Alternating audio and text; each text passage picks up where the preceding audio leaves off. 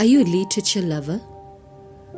Are you tired of reading literature that does not resonate with our time? Do you have questions about literature? If so, welcome to the podcast, My Two Cents Worth, with Odilia Wakesho Mamburi, the platform that discusses literature in relation to our times. I am uniquely Kenyan and relevantly African, hence my focus, African literature. This is a special edition on the series Lest We Forget, a recognition of COVID-19 pandemic poetry in Kenya. Please listen till the end. You will definitely have food for thought. Let us settle in.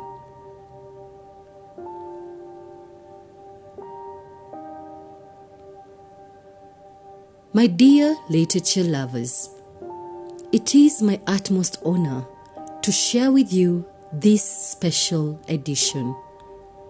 A special edition that is bound to boggle our brilliant minds, nudge our sixth sense, and provoke our intellectual curiosity.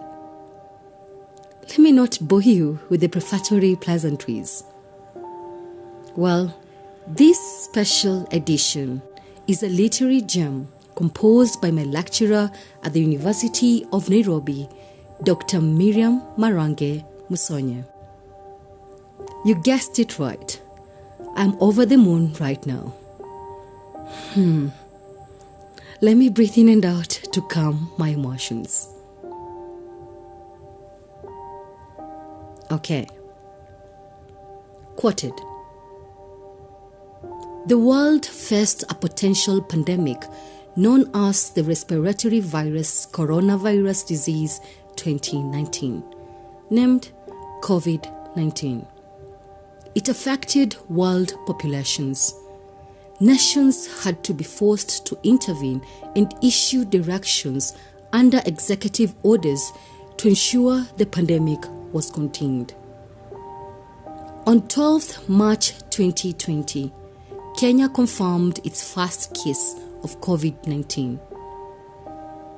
And as of July 30th, 2020, there were 17,975 confirmed cases, with 285 deaths reported, with a case fatality rate at 1.6%.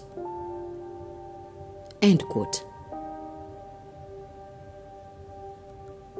Needless to say, Kenya began facing the wrath of the pandemic. Our lives immediately turned upside down. Every part of the country had been affected, and every aspect of life was greatly impacted. Our everyday routines were brought to a stop, and any sense of normalcy was lost. Amidst the peak of the COVID pandemic, on 10th April 2020, Kenya lost its renowned writer, Ken Walibora, who died not of corona, but from an attack at downtown Nairobi, knocked down by a matatu as he tried to escape. In this respect, Dr. Musonye's poem, I Am Not an Eyewitness, Elegy for Ken Walibora, whilst the narration takes us back into how the new norm immediately transformed our way of thinking and behaving. The poem's prime message is designed to pay tribute to our Kenya's great prolific novelist and playwright, the famous African professor Ken Walibora, who was well known by Kenyans for his popular books Siku Njema, Kidagaa Kimemzoea, Mtu wa Mvua, Ndoto ya Almasi, Damu Nyeusi, and many other books that you may have read during your library lessons back in high school, or at least for the majority of us who had to seriously pass our Fasihi paper in the Swahili exams. My dear literature lovers, here we are. Let us have a read. I'm Not an Eyewitness. Elegy for Ken Walibora by Miriam Marange-Musonye. I'm not an eyewitness, just an imaginer. I see him leaving his upmarket apartment, going downtown for some quick morning business. None of his usual designer suits and shoes, just casual wear and sandals. News and gossip are corona-chalked. Confusion and confoundment chalk the air. Faceless phantom of a virus. Prescriptions everywhere. Don't touch, don't greet, don't hug. Wash, wash, wash. Mask, mask, mask. Distance, distance, distance. And he obeyed, hating the suffocation, respecting the malediction. No, I'm not an eyewitness, but I see him leave his car on the safe side, cross on foot to the other side. Just a short 1 hour and he will be back. Again, I'm not an eyewitness, but I see the underbelly of the city squirm, under the grip of the phantom virus. But even this marauding phantom is powerless to stop this city, Nairobi, the city of robbery. A virus cannot bring Nairobi to a halt. Can't stop the swift aim for his juggler, the swipe for the prize in his pockets, his instinctive dash into Laddi's Road, the futile hope to save himself, the confusion on Laddi's Road, the multiple embrace of flesh, bone, and metal. No, I'm not an eyewitness, but I see the crowd gather, confounded, the traffic grid lock, and he mangled on the tarmac. I said, I'm not an eyewitness, but I see the street in tumult. He has cheated the virus, but not Nairobi, not the monster road. End of the poem. The title, I Am Not an Eyewitness, poses a visual imagery narration. However, the persona denies the fact that she's not to be held accountable for what she's about to tell us. The declarative sentence brings a portrait of what an eyewitness does, which is giving first-hand knowledge about something. But in this case, the persona simply assumes the role. The line also depicts a persona who might be invisible, a spectator, but not a physical witness. Suffice to say, the poem is told from a third-person, omniscient point of view, where she sees and knows everything, but at the same time, hooks the reader to levels of curiosity. The one-line first stanza, I am not an eyewitness, just an imaginer, further elucidates the idea of the persona assuming the role and defining it as though she's simply imagining what she thinks happened. The full colon at the end of the line highlights to us that the persona is about to list the chronology of the event that happened. Worth noting, if the additional information in the title Elegy for Ken Walibora was not included, we, the readers, would have been anxious on what the person is about to unfold to us.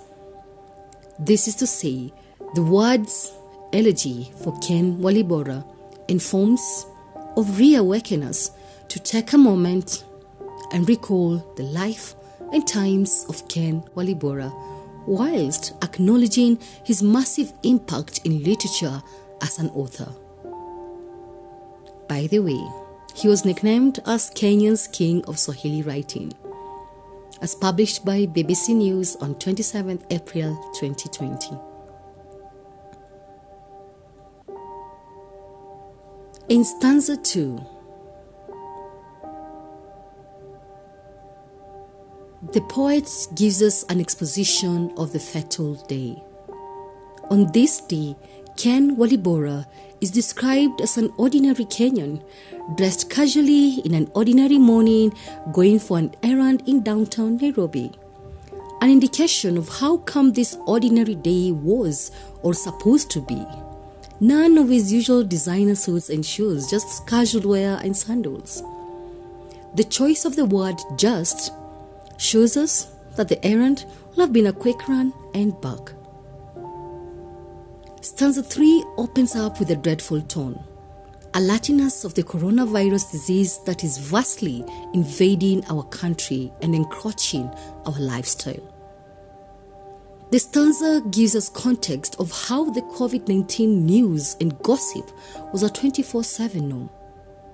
From the news of the Kenyan government announcing the rising confirmed cases of COVID infection, to the increase in deaths, to the news of the Kenyan government imposing measures of gatherings and whatnots, to the constant reminder by the Ministry of Health on how to individually prevent corona by washing hands, wearing masks, and avoiding physical contact.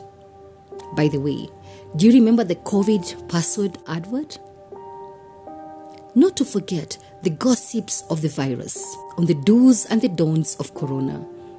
The times became uncertain, and the days became more worrying, making Kenyans desperate. Hence, many came up with various prescriptions. I bet we all remember all the long messages about COVID-19 control shared via our WhatsApp groups, right? The persona terms all these news and gossip to be corona choked. The personification of confusion and confinement to be choking the air signifies the heightening desperate measures to survive COVID-19. Quite significantly, the persona uses epizeuxis in the last 4 lines. Don't touch, don't greet, don't hug. Wash, wash, wash. Mask, mask, mask. Distance, distance, distance. To rob the reader in conveying a physically and mentally draining state, which in one way or another gradually suppresses one's individuality. The restricted COVID routines brought in fear and anguish. From a distressful tone in stanza 3, stanza 4 worryingly takes us back to inform us that with all that has been going on in the country, Ken Walibora was not any special and was a part and parcel of the Kenyans who faithfully and resiliently followed the routine COVID expectations to the latter. And he obeyed, hating the suffocation, respecting the malediction.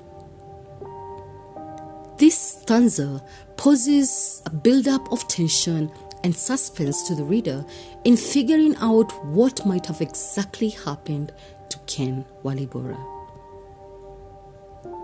The first line in stanza 5, "No, I'm not an eyewitness," is yet another repetition of the title and the first stanza.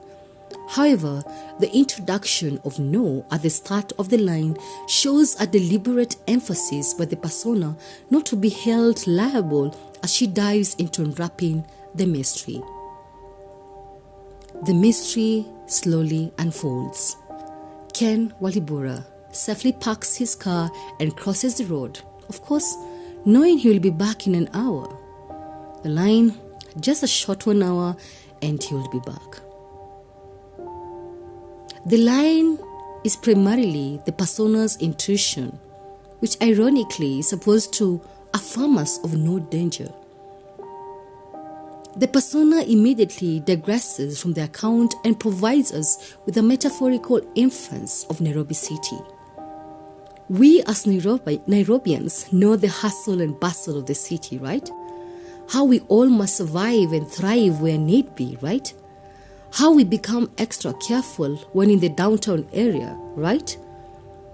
But do we actually get to know where the limit is? Definitely, all these worries are described by the persona as the underbelly of the sweetest calm.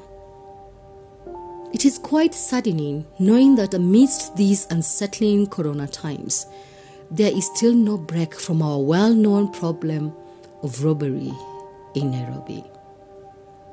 As the persona terms it, Nairobi, a blend of the words Nairobi and robbery. Movingly, the persona expresses a throbbing emotion on the intensity of robbery and how powerful it is in comparison to the phantom virus that is unfailingly claiming lives day by day. The last line, "A virus cannot bring Nairobi to a halt," is a call for us to rethink our humane treatment of each other, or at least reconsider our actions before we take someone's life, either directly or indirectly. Sad to say, the stanza hints to us that Ken Walibora came face to face with this Nairobi. Can't stop the swift aim for his juggler. This line echoes the robbery encounter that Ken Walibora faced. The word prize might symbolize the money that is to be taken off his pockets by a thug. Naturally, he decided to run off for his own safety and safety of what is his. But unfortunately, on his quest for safety, he gets violently knocked down by a passing vehicle. The multiple embrace of flesh, bone, and metal. An imagery of how his body crushed. The anaphora in the word "the" at the start of the last lines appeals to our emotions on how sudden and overwhelming the situation slowly became. But I see the crowd gather, confounded, pains an anticipatory scene, yet more aggressively how the persona expresses her distaste on how everything happened in a split of a second. Mangled on the tarmac, a sense of condensation envelops the scene, but I see the street in tumult. The last two lines, "He has cheated the virus, but not Nairobi, not the monster road," portray a melancholic tone that unravels to us that Ken Walibora managed to escape the wrath of COVID, but unfortunately, he could not do away with the robbery in Nairobi, and ultimately faces his death on the road. The personification of the virus, Nairobi, and the metaphorized road as a monster attributes the humanly actions that eventually destroy humanity. In summation, it is prudent to state that the persona is a representation of the many voices that knew the life and times of Ken Walibora. The poem is crafted in an unrhymed stanzas to connote the irregularities of adversities that come along and the uncertainty of life. The constant use of caesura from the first to the last stanzas has been deliberately employed to progressively heighten a sense of foreboding as the reader gets to know of the cause of Ken Walibora's death. I am mostly impressed by the poet's simple choice of words that have been purposely used to resonate with all the people in Kenya, from the elites to the ordinary Kenyan who might have read or heard of Ken Walibora's books, or the ones who might have interacted with him at a scholarly level. Indeed, we will forever remember Ken Walibora. That's all I have for you today. Kindly subscribe and share this podcast with your family and friends. See you when you see me. Bye.